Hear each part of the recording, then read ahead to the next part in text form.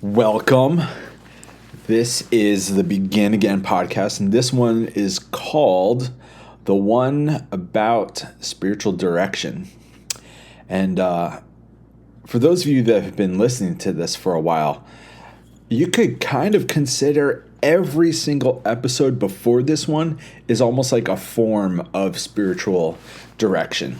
And I'd love to share with you my journey with the role, where I first heard about it, how it's impacted me, how I do it with other people. But the thing is, I'm really just sitting here talking to my laptop while I've got a bottle of peach tea from Wawa sitting right next to me. And the internet it's a wild thing because it lets us communicate in these ways in which you just put things out there and you hope to God that whatever algorithms dictate our search histories don't block something that's good or quality or helpful. And so I'm actually making this episode with some level of trust that if you found this is honestly meant for you. So, how do I begin this? I have an outline and I have some quotes that I'd like to share with you. So maybe the best way to do this is to begin all the way back almost 20 years ago when I was in college. And I was in a class with this fantastic professor, Dr. Chris Hall. And he taught a class called Foundations of Christian Spirituality that I loved. I mean, loved. And I was fortunate enough to be in one of the final classes that only had 25 people in it, because it was such a popular class that they ended up just hosting it in the gym, not the gymnasium, the auditorium, so that it could have 300 or 400 people in it at a time. So I feel as though I got this personal version of the class. But it was in that class that I first heard the stories of the early church and the desert monastics, the early church fathers and mothers, and they were just wild figures. And you might have heard of some of them, like Saint Benedict of Nursia. You might have heard of Father Simeon. In fact, I wrote a book called The Wonderstanding of Father Simeon, as if there was a fictionalized version of that desert monk who has a conversation with a modern day cynic. But the thing is, these figures from early church history, get this, they opted out of the conventional Christianity of the day, because around the year 316, 317, Christianity was going through some massive changes because Constantine, the Roman emperor, legalized Christianity, so that it was no longer an illegal religion. I mean, it was growing rapidly. So some people wonder if he actually legalized it as a way to try to legitimize himself within the Roman Empire in front of a lot of people. But within a few short years after that, not only was Christianity made legal, but it was made the formal religion of the Roman Empire. And at that point, the bishops and the pastors, the priests, and the politicians of the day all shook hands. And that's kind of where the desert monasteries and the desert monastics, the early church mothers and fathers, some of them just opted out. They said, nope, we're out of here. And so they left the cities to go live on the fringes of society. And from there, they would pray and fast, and they would devote themselves to scripture, probably like an early version of Lectio Divina. And while they were out there, people would leave the city and go out to seek them for wisdom. And the fascinating thing is that these figures were steeped in the tradition. They knew the scriptures inside and out. They even knew the apostolic letters, which is like the second generation apostles. And it's a fascinating thing because those people who lived out there on the fringes, it's almost like they were carrying the tradition on behalf of everyone else who were still back in the big cities, where in some people's mind, they were getting a distortion or a permutation of Christianity because it had been influenced and affected by empire. And so when the church and the empire came together and shook hands and kind of blessed each other, sought mutual beneficial, a lot of people think that's when Christianity started to become wayward, if we could say it that way. And so I would read these figures while I was in that class, and it kind of sparked something for me. Because even then, I was really starting to enjoy theology. I was really starting to enjoy thinking about God in an academic, highly intellectual form. And there's an aspect in which I still do. However, there was something within me that was like, oh, these figures, they get it. They really get it. It's almost as though they kind of skirted around all the things that we tried to say about God, and they just wanted to know how to experience God. And what does that look like? Well, the fascinating thing to me is that these figures have shown up throughout church history for thousands of years. That there are these people who live on the fringes, quote unquote, of society and at the fringes of the church, and they're something of a connector. And they connect people from ancient times and its ancient wisdom, which is really perennial wisdom, not just ancient wisdom, it's everlasting wisdom. And connect people to the best of their own tradition, of the Christian tradition. And what's fascinating, I said fascinating now 3 times, I think. These figures, these wild, wise, and wonderful figures, they, how do I want to say this? They're a part of the tradition, but they're not in the institution. And sometimes when you're in the tradition and yet you work for the institution, you sometimes become beholden to the institution of the temple or the church. You're trying to protect the nonprofit, and it can honestly distort some of the wisdom. Because sometimes you could be so much at the center of the tradition and hired and paid by the institution that you no longer have the ability to think critically about the institution, which is very interesting. And so the church, along the way, throughout every decade, century, and millennium of the church, there's been these wild figures that are off to the side, these mystics and sages and saints and holy fools. I love that phrase, holy fool. These people who are fools for Christ are the ones that love to just sit down with people one-on-one. And over the years, I've had a number of people. There was Jeff and Andy, and there was Father Frank. There was another guy that I met. His name was Robert, I think.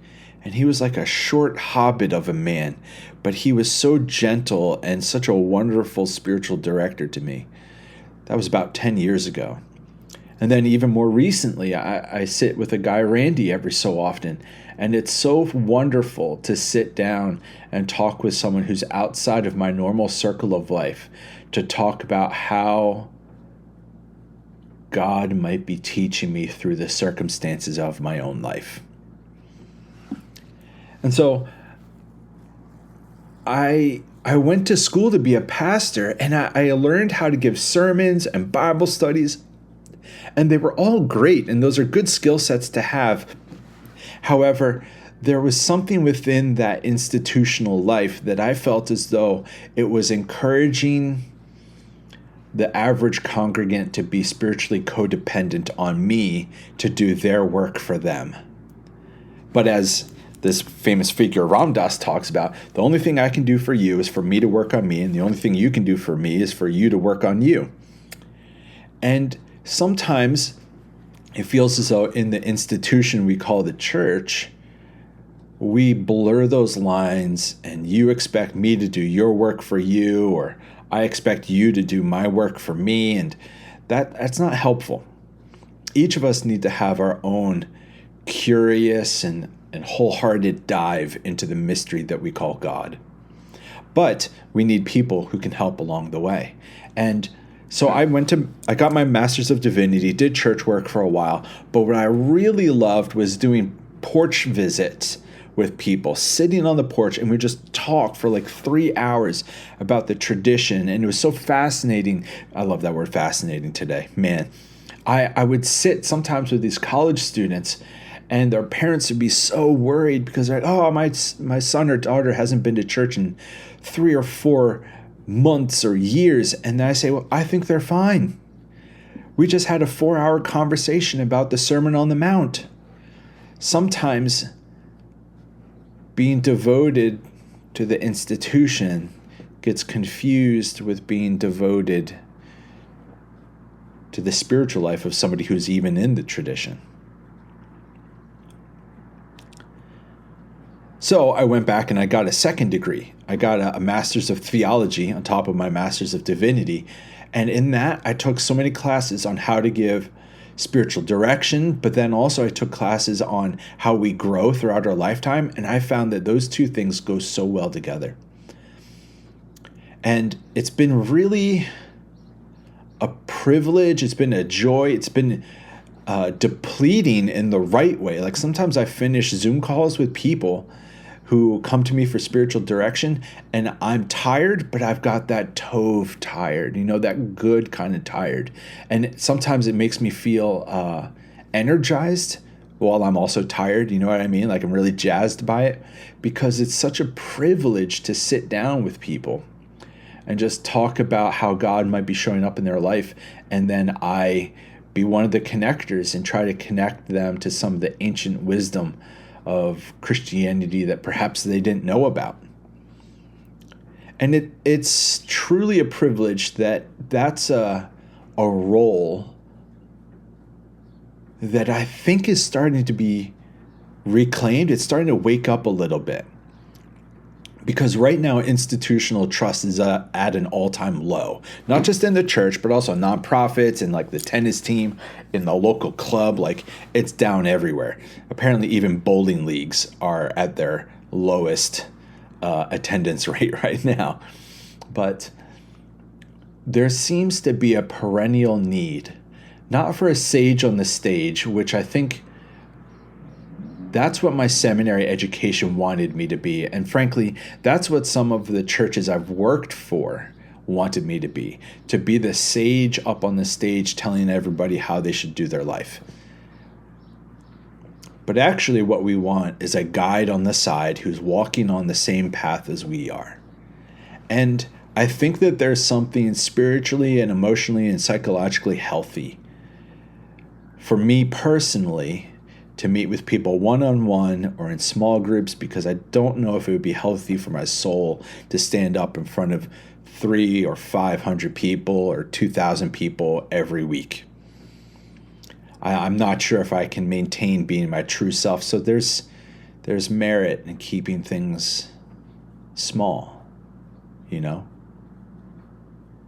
so going all the way back to college days, almost 20 years ago, that class about the desert spirituality of the early church, it resonates even still today, because although some of us live in cities or in farmlands or down by the beach, sometimes we just feel like we're alone in the desert and we're just looking for a drop of water, something that's spiritually satisfying. And I want to be that. I want to be that for people. So let me share with you just a few quotes, okay?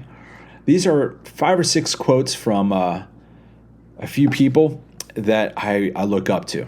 I'm going to read each of the quotes and then we'll break them down, okay? Let's see if they resonate for you.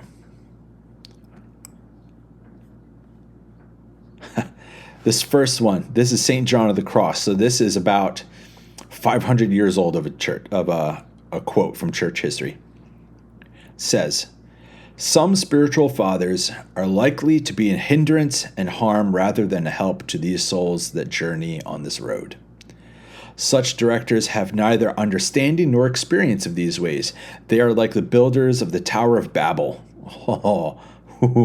When these builders were supposed to provide the proper materials for the project, they brought entirely different supplies because they failed to understand the language, and thus nothing was accomplished.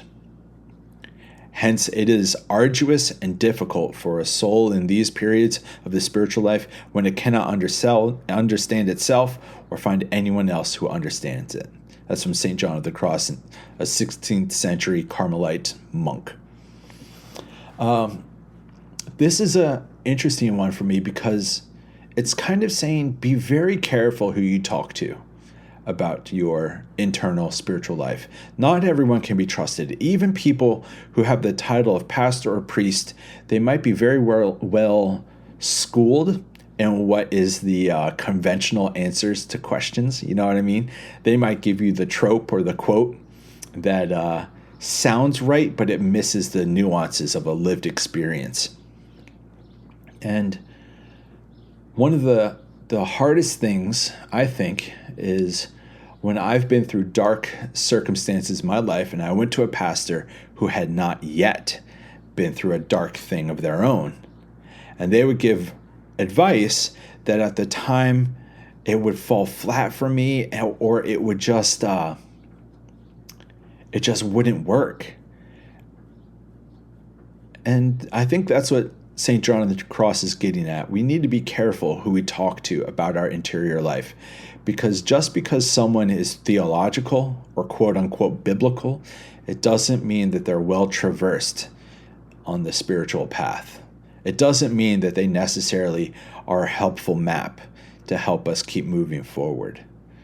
You probably know some people, we call them Bible thumpers, don't we? Who, when somebody comes to them for a question, they just quote the Bible at people, and it just doesn't help. And so that flows pretty quickly into this next quote from Thomas Merton, where he says, "Once in a while, you will find someone with whom you can talk about such things, but they are hard to find. And when you are fortunate enough to find such a person, it will be a temporary arrangement. For you will spend most of your life without such a person, which will be your solitude in which you will learn from God how to depend on God to guide you into ever deeper communion with God." The thing is, yeah, we can be taught by kids, like God might speak something special to us. However, there are some insights that we can only learn from people who are ahead of us on the spiritual path. People who have already been through grief. People who have already experienced what it's like, Someone who's not only dived deep into the mystery of God, but have also dived deep into the mystery of themselves. It's kind of like a black belt, if I think about it. Like a white belt can only learn from the belts above it. But at a certain point, let's say you hit blue belt in karate, you can't really go to a white belt to learn things. Like, you've already been there. And that's why it's helpful to have people like some of these early desert monks who opted out of the institution but lived on the fringes of the church, to be people who have gone ahead and courageously and in solitude chosen to dive deep into God, and in so doing have come back to be guides to the rest of us.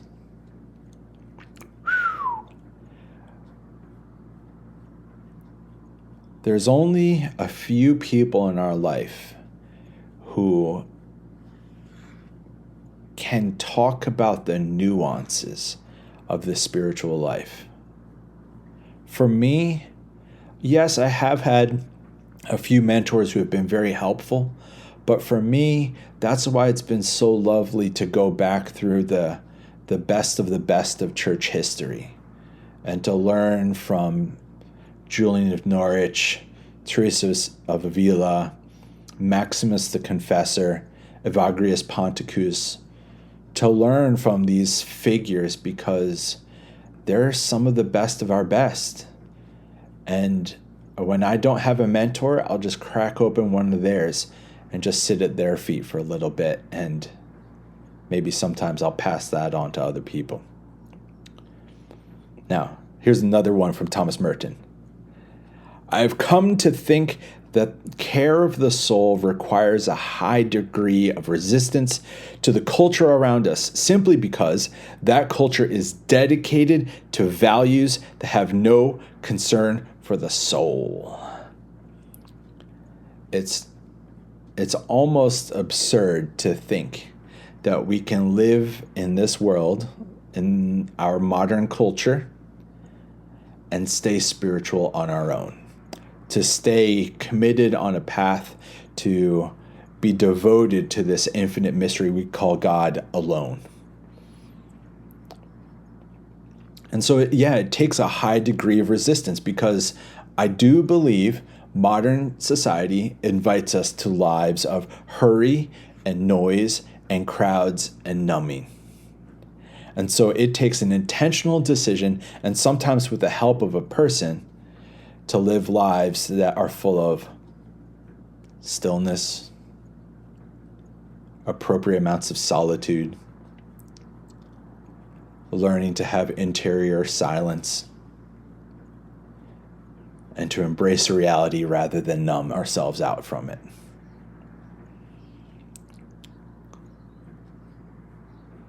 Here's another one. Thomas Merton. We've got this, another, and then another. Here we go. Moreover, spiritual direction is concerned with the whole person, not simply as an individual human being, but as a son of God, another Christ, seeking to recover the perfect likeness to God in Christ and by the Spirit of Christ. Merton here is onto one of the great interpretive lenses, I think, of Christianity, is that modern Christianity in the West loves to sit back and make Christianity into a spectator sport, where we sit back and we applaud the Christ as the Christ redeems and reconciles and renews and challenges evil and salvages the cosmos. But that's so passive.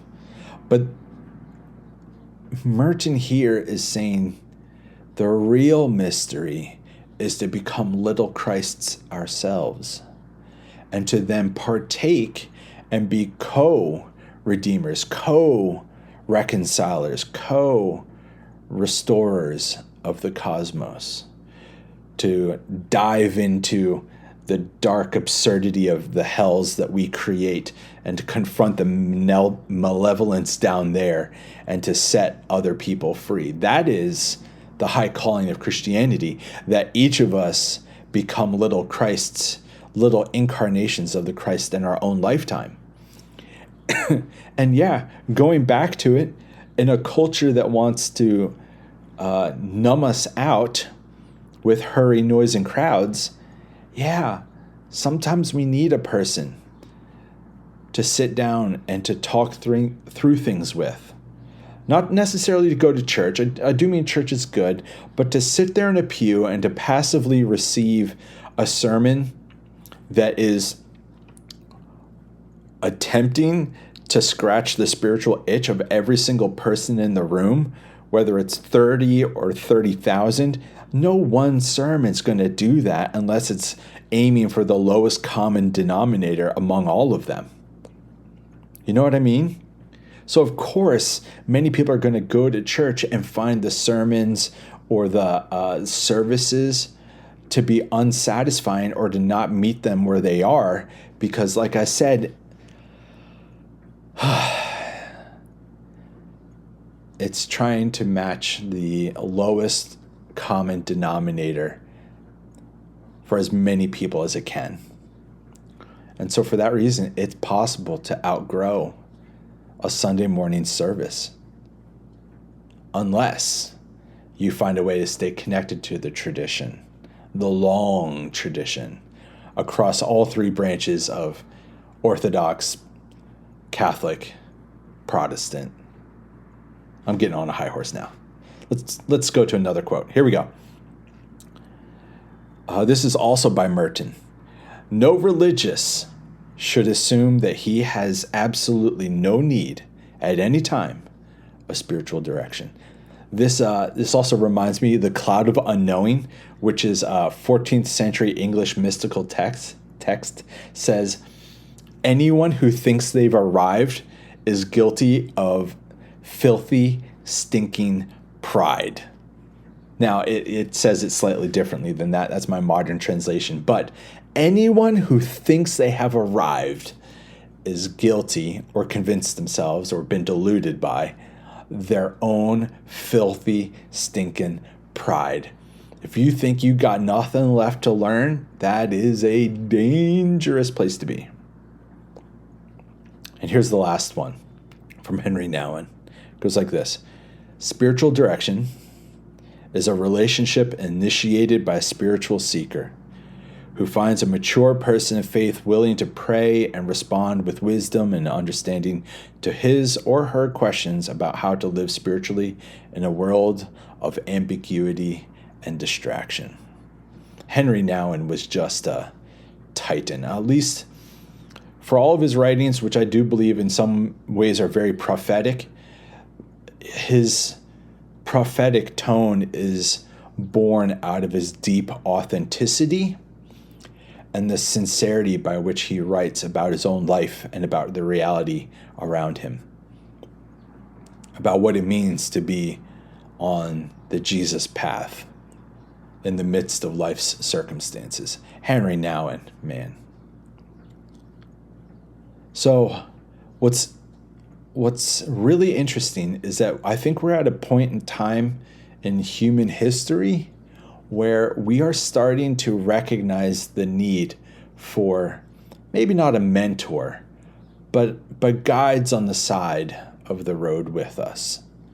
We need to be surrounded or at least walk with someone for a season or two until we get to the next place where we have a fork in the road, and then maybe we walk off with a different person who has something to give us. And I've got other jobs with REI and as a professor, but I do think my calling is to sit down with people one-on-one and to connect them to the wild, wise, ancient wisdom of contemplative Christianity, which is very countercultural Christianity as well. But it's about the deep and best things of life. And it's a really, it's a very humbling thing that every so often someone reaches out to me through my website and says they would like to sit down with me over Zoom, sometimes in person, and just riff out some things. I think sometimes people need a voice from completely outside of their normal circle of friends and church group and workplace coworkers, and just have a safe person to talk with. And here's the thing. I know I'll never get rich. I know I'll never make a full-time life out of this, but I really enjoy it.